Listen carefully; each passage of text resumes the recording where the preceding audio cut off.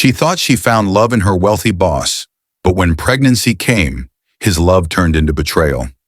Cast into the streets with nothing, her life seemed over, until fate lifted her higher than she ever dreamed, and when her betrayer came back, karma was waiting at the door. Stay with me to the end. This story will touch your heart. Sarah was only 21 years old, a poor orphan girl who had suffered since childhood. She lost both parents in a terrible car accident when she was just 10. That night remained fresh in her memory. Sirens wailing, the voices of strangers, and the silence that followed when she realized her parents would never return. From that day, her life became a long walk through sorrow. She was passed from one relative to another, treated more like a burden than a child. Some gave her food but no affection. Others made her work like a servant in exchange for shelter. Sarah learned early to keep quiet, to hide her tears, and to survive with little. She never truly knew what it felt like to belong to a family. By the time she turned 19, she found work as a maid in the home of James, a wealthy businessman in Lagos. James was in his mid-30s, tall, broad-shouldered, with sharp eyes and a commanding presence that made people lower their voices whenever he entered a room. His mansion stood behind high walls and shiny black gates. Inside, the floors were polished marble, chandeliers hung like frozen stars, and servants moved carefully as though the walls themselves were listening. James had no wife, but he entertained rich friends and business partners often. They came in sleek cars, wearing expensive perfumes and tailored suits, filling the house with laughter and the clinking of glasses. Sarah moved quietly among them, serving food and drinks, her face lowered, her steps light. She was devoted to her work. Every morning she rose before sunrise to sweep the long corridors, scrub the tiles until they shone, and prepare breakfast with care. Visitors noticed her humility, her gentle nature, and her hard work. But none of them truly saw her. James did. At first, his attention was silent. He watched her as she arranged the dining table, the way her hands folded napkins neatly, the way her eyes avoided pride yet carried a quiet strength. Soon, admiration turned into something deeper. He began to seek her out, calling her to run errands that could have been given to others. He started giving her small gifts, scarves, perfumes, shoes, always handed in secret, and when he spoke to her in private, his voice softened. Sarah had never known affection. The sudden kindness confused her, yet it warmed a place inside her heart that had been empty for so long. Slowly, she began to believe that James cared for her. To a girl who had been starved of love, even crumbs felt like a feast. One stormy evening, when rain pounded the roof and thunder rolled over the city, James called Sarah to his study. The room was dim, lit only by a golden lamp. His voice was unusually gentle, his words full of admiration. "You are special, Sarah," he said. That night, they shared a passionate moment that changed everything. Sarah thought it was love. She thought she had finally found someone who saw her as more than a poor orphan. But she was wrong. Weeks passed, and one morning, Sarah sat alone in her small room at the back of the mansion. In her trembling hands was a paper, the result from the clinic. Her eyes widened as she whispered, "I am pregnant." Her heart raced, not with fear, but with joy. She imagined James holding her hand, smiling, saying, "We will raise this child together." She placed her palm gently on her stomach and smiled through tears. That evening, she gathered courage and entered James's study. He was seated behind his large mahogany desk, going through documents. "Sir," Sarah began nervously, I have something important to tell you." James raised his head, slightly impatient. "What is it?" Sarah swallowed hard. "I am pregnant, with your child." The room fell silent. For a moment, James's face was unreadable. Then his expression hardened. His brows furrowed, and his eyes turned cold like stone. "What nonsense are you saying?" he snapped. Sarah's lips trembled. "It is true, I went to the clinic. I thought you would be happy." James stood up, anger burning in his eyes. "Happy? Are you mad, Sarah? Do you want to destroy me? Do you know what people will say if they find out? I cannot have my name linked with a maid. You mean nothing to me." Sarah's knees grew weak. Tears filled her eyes. "But sir, I thought you loved me. You told me—" "Shut up!" James shouted, slamming his fist on the table. "You are nothing but a servant. Pack your things and leave my house this instant. I never want to see your face again." Her heart cracked into 1,000 pieces. She tried to beg, but James turned his back. That same night, James ordered her out of the mansion with nothing but the clothes she wore. Pregnant, heartbroken, and trembling, Sarah stepped into the dark Lagos streets. The rain-soaked air smelled of fuel and dust, and the city lights blurred through her tears. Each step was heavy, each tear hotter than the last. Alone and abandoned, she walked into the night, her only company, the child growing silently within her. The streets were loud and merciless. Car horns blared, bus conductors shouted destinations, and impatient drivers leaned out of their windows, hurling insults into the night air. People rushed past Sarah as if she did not exist. She stood by the roadside, trembling, her eyes red from endless crying. In her arms, she wrapped her belly as though it were a fragile treasure. Her lips quivered as she whispered to the unborn child, "I will protect you. I promise. Even if the world hates me, I will not hate you." Sarah had nowhere to go. None of her relatives had ever wanted her, especially now that she was in this condition. Day after day, Sarah wandered with no clear destination. She knocked on doors of shops and houses, asking for food or water, but most people dismissed her with cold eyes. Some shook their heads, muttering under their breath. Others were harsher, mocking her swollen belly. "Another careless girl," one man sneered. "Why should we feed her when she cannot feed herself?" Each cruel word struck her heart, but she kept walking. Her hunger grew sharper each passing day. The only food she managed to eat was scraps, half a piece of bread thrown away, cold rice left in a discarded plastic plate. Sometimes she found nothing at all. At night, she searched for safe corners where she could lie down. Often it was a cold pavement, under a bridge or a shop veranda after the owners closed. She curled herself tightly, pressing her stomach with both arms for warmth. Tears ran silently as she prayed that the baby inside her would not suffer the same pain.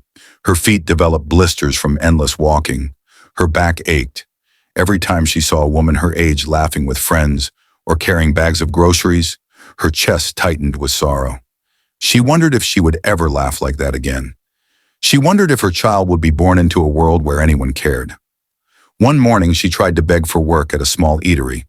The owner, a stout woman with sharp eyes, looked her up and down. "Who will employ a girl like you with a baby on the way?" the woman hissed, waving her off as if Sarah were dirt. Humiliation burned inside her, but she managed to whisper, "Thank you," before walking away. As the days dragged on, Sarah's body grew weak. Her cheeks sank, her skin became pale, and her eyes carried a faraway look. Sometimes she thought she could hear her mother's voice in the wind, telling her to be strong. Other times, the weight of loneliness pressed so hard that she felt she would disappear completely.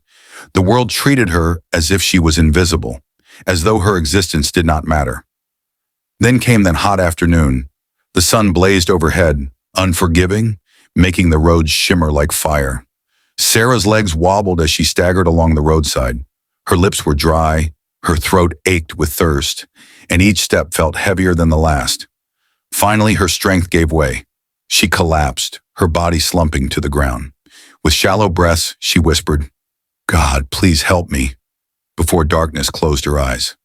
At that very moment, a sleek black car slowed down nearby. Its polished surface gleamed under the sunlight, a stark contrast to Sarah's dusty, broken figure. Inside sat Mark, a billionaire in his late 30s. He was striking, tall, broad-shouldered, with calm eyes that carried both power and sadness. Though Mark had everything money could buy, he carried a silent emptiness. His beloved grandmother, the woman who raised him after his parents died tragically in a plane crash, had passed away only weeks before. His mansion was grand but hollow. His life was rich but lonely. When his eyes fell on the fainting young woman by the roadside, something stirred inside him. He saw not just a stranger, but a broken soul crying for help. Without hesitation, he opened his door, stepped into the scorching sun, and rushed to her side. He bent down, lifted her gently in his arms, and carried her as if she was the most fragile thing in the world. "Hold on," he murmured, though she could not hear. His driver quickly turned the car around. Within minutes, they were racing toward the nearest hospital. That moment, unknown to Sarah, marked the beginning of a new chapter in her life. A chapter that would change her story forever. When Sarah woke up in the hospital, the room smelled of disinfectant and sawflowers. The walls were cream, and the window let in quiet afternoon light. Her body felt weak, but the sound of the monitor was steady, like a little drum telling her, "You are still here." A nurse named Grace checked her pulse and smiled kindly. "You fainted from hunger and stress," she said. "You need rest." Mark sat in a chair beside the bed, his suit jacket folded on his lap, his eyes calm and careful. He spoke in a gentle voice. "You are safe. I saw you by the road and brought you here. Do not fear. The bills are covered." Sarah's eyes filled with tears. She did not know how to thank him. Her hands moved to her belly as if to protect her child. Mark noticed and lowered his voice. "You are not alone." 2 days later, the Dr. Musa discharged her. At the hospital gate, Sarah stood with her small hospital bag and looked lost. She had nowhere to go. Mark watched her quietly, then made a decision. "Come and work in my house," he said. "You can start as a cook. No one will judge you there." Mark's home was large but peaceful, tall glass windows, a quiet garden with hibiscus flowers, and a fountain that sounded like soft rain. Inside, the floors were polished wood, and the air smelled of clean linen. The housekeeper, Mrs. Bissy, a kind woman in her 50s, welcomed Sarah with a warm hug. "Do not worry," she said. "We are human first before anything. You will be fine here." Sarah began to cook simple meals at first: jollof rice with soft fried plantain, pepper soup with fresh herbs, stewed fish that filled the dining area with a homely smell. Mark, who used to eat in silence, now paused after each first spoon. He would close his eyes briefly, then smile. The house felt different, lighter, warmer, as if someone opened a window to let hope enter. In the evenings, Mark sometimes stood at the balcony, looking at the city lights. Sarah would pass with a tray and greet him. They spoke little, but when they did, their words were honest. One night, Mark asked, "What did you want to be before life became heavy?" Sarah's voice trembled but stayed clear. "A fashion designer. I used to draw dresses on old calendars. I stopped dreaming when I had to survive." Mark looked at her for a long moment, his eyes soft with respect. "Dreams do not die," he said. "Sometimes they sleep. We will wake this one." That night, Sarah sat on the small bed in her new room, touching the fabric of the bedsheet like it was a promise. For the first time in a long time, she slept without fear. The next week, Mark enrolled Sarah in a sewing class at Madame Tola's School of Fashion. The building was painted light yellow, with wide windows and humming sewing machines inside. The room smelled of new fabric and chalk. Students bent over their work with focus, and the walls carried colorful sketches of dresses and agbada designs. On her first day, Sarah's hands shook as she held the measuring tape. Madame Tola, a woman with bright eyes and a strong voice, stood by her and said, "Steady, my dear. Your hands can learn again. Your mind already knows beauty." Slowly, the fear in Sarah's chest loosened. She learned to cut patterns, stitch clean lines, and fix mistakes without panic. When she finished her first simple dress, a soft pink gown with neat seams, the class clapped. Mark arrived that evening to pick her up and saw the dress on the mannequin. He smiled like a proud elder brother. "It is clean work," he said. "Well done." Weeks turned into months. Sarah's confidence grew like a plant that finally found sun. She helped in Mark's kitchen in the morning, studied in the afternoon, and sketched at night in her small room. Sometimes Mark would knock and say, "Rest, please." But even when she rested, her heart continued to sew. When Madame Tola gave a class project to design 3 outfits that show hope, Sarah worked with memory. She made a soft maternity dress with room for a mother to breathe, a clean black dress that stood strong like dignity, and a bright ochre skirt that moved like joy in the wind. Her classmates praised her, and Madame Tola's eyes shone. "You have a voice in fabric," the teacher said. "Do not hide it." With Mark's support, Sarah opened a small studio called Sunrise Stitches. It was a modest shop on a quiet street, with white walls, a standing mirror, and a wooden table for cutting fabric. She put a small plant by the window and a sign that read, "Made with care." Neighbors came to sew school uniforms, church dresses, and simple trousers. Each customer left with a smile because Sarah listened. She asked, "How do you want to feel in this?" and then designed it to match that feeling. One afternoon, while fitting a skirt for a customer, Sarah felt a sharp pain in her lower back, then another.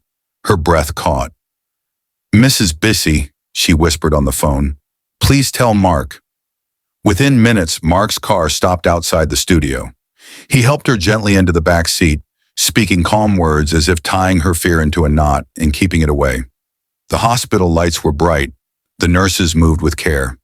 After long hours of pain and pushing, a cry filled the room, clear and strong.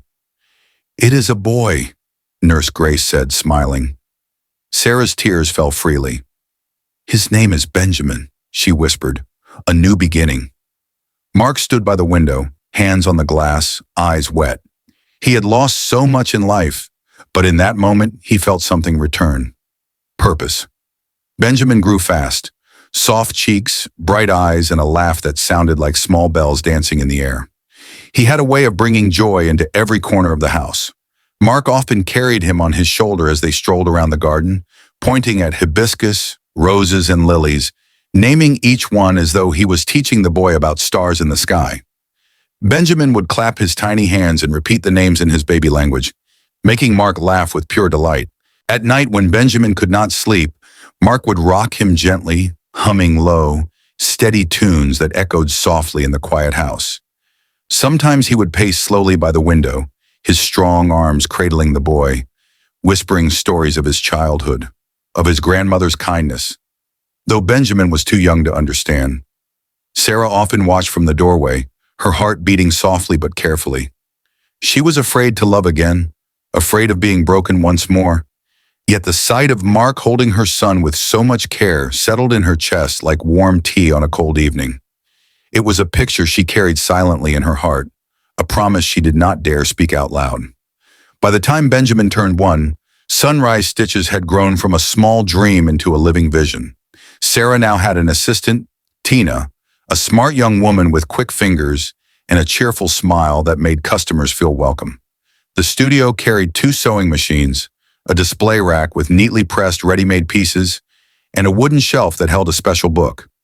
In that book, customers wrote small notes after collecting their clothes. "I feel beautiful. My daughter smiled all day. Thank you for listening."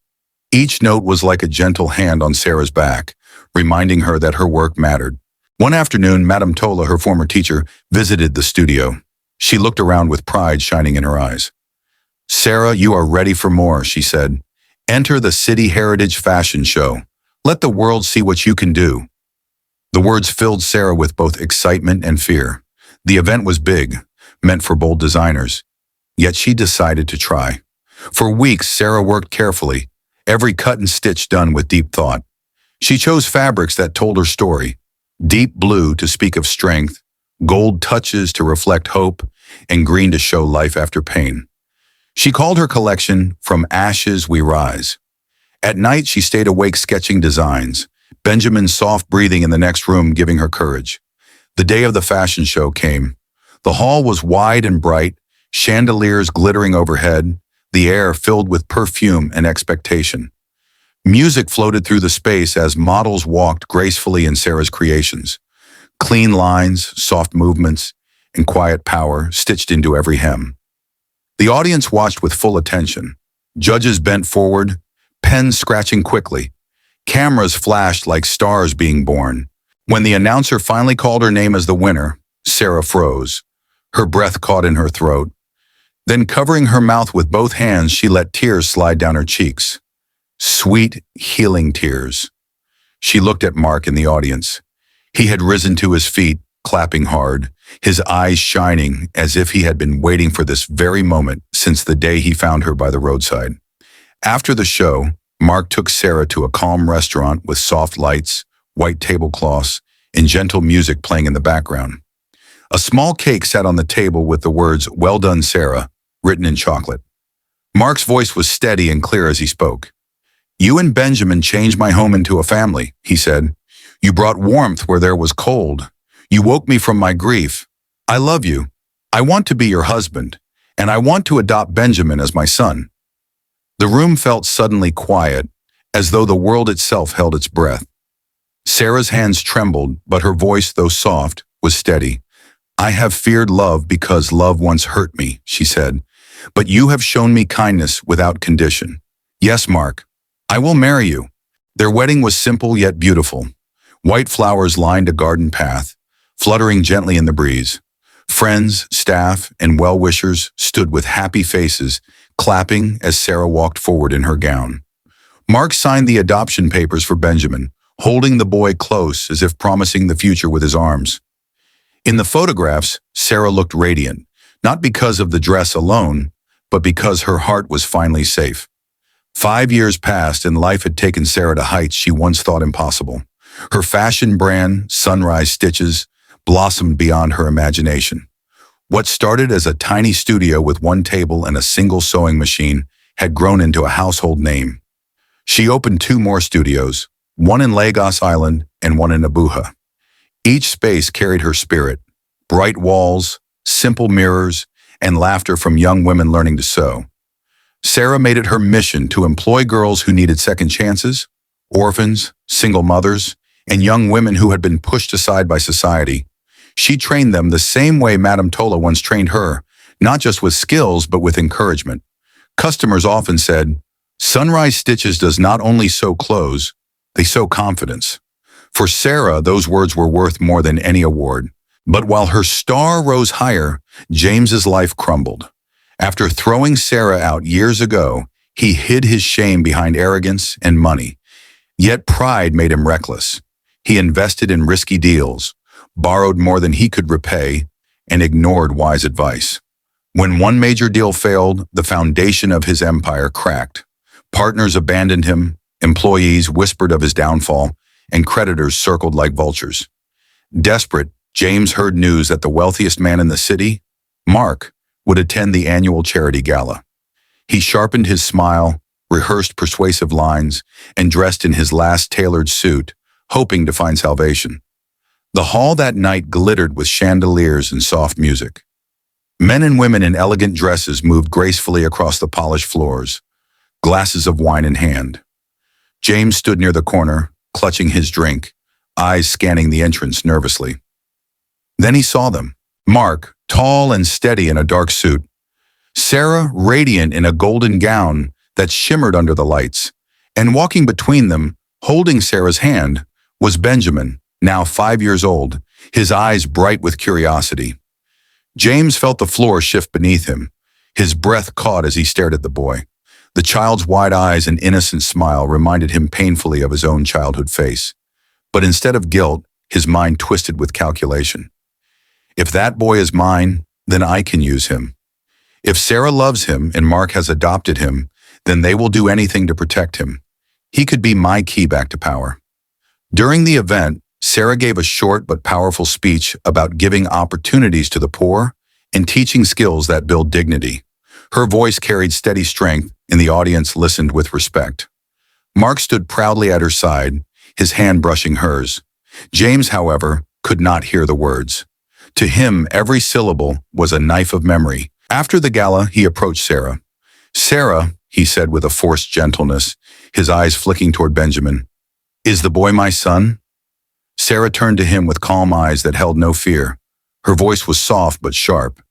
"You do not have a son," she replied. "You made your choice long ago." At that moment, Mark stepped forward, holding Benjamin's small hand firmly.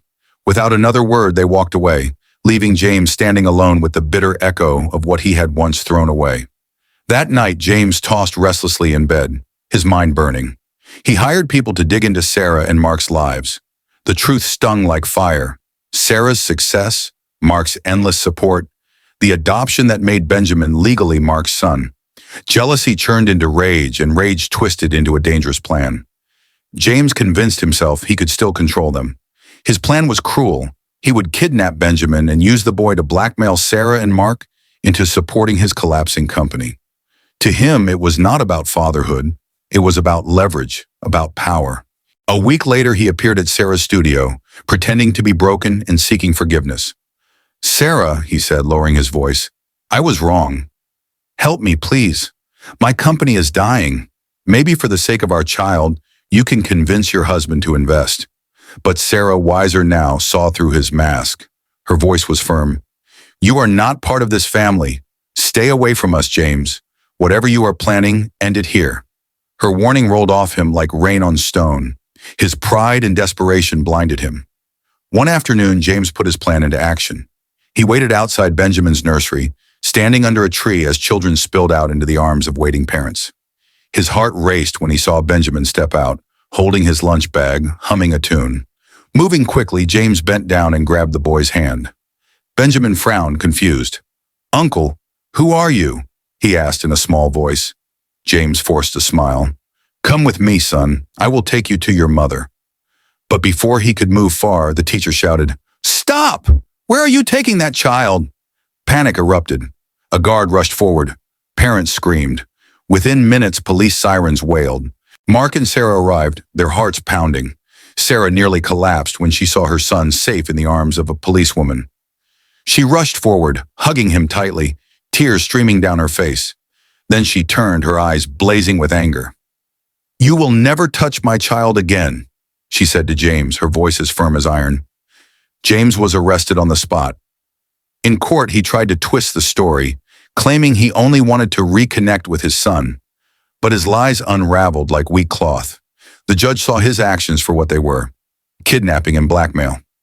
James was sentenced to prison. His company collapsed soon after because the same pride that destroyed people also destroyed numbers. Months later, Mark bought the remains of James's business at auction. He rebuilt it with fair rules and clean leadership, then placed the shares in a trust for Benjamin when he comes of age. "We do not return hurt with hurt," Mark told Sarah one evening. "We return hurt with wisdom." Sarah's brand continued to shine. At home, life was full of simple joys: morning prayers, school runs, quiet dinners where laughter was the main spice. One evening, as the sun melted into gold across the garden, Sarah held Mark's hand and placed it gently on her stomach. Her eyes filled with gentle tears. "We are expecting," she whispered. Mark pulled her into his arms, joy shining in his eyes. Benjamin laughed and clapped his hands. "I will be a big brother," he shouted, running in circles. The wind moved softly through the hibiscus flowers. The house that once felt empty now carried the sound of life. Footsteps, laughter, sewing machines, and little dreams waking up. Sarah looked at her family and knew she was no longer the girl abandoned on the street. She was a woman who rose, a mother, a wife, a builder of beauty, and the world at last called her by her true name. In the end, Sarah's story teaches us that kindness and resilience can turn even the deepest pain into a future full of hope.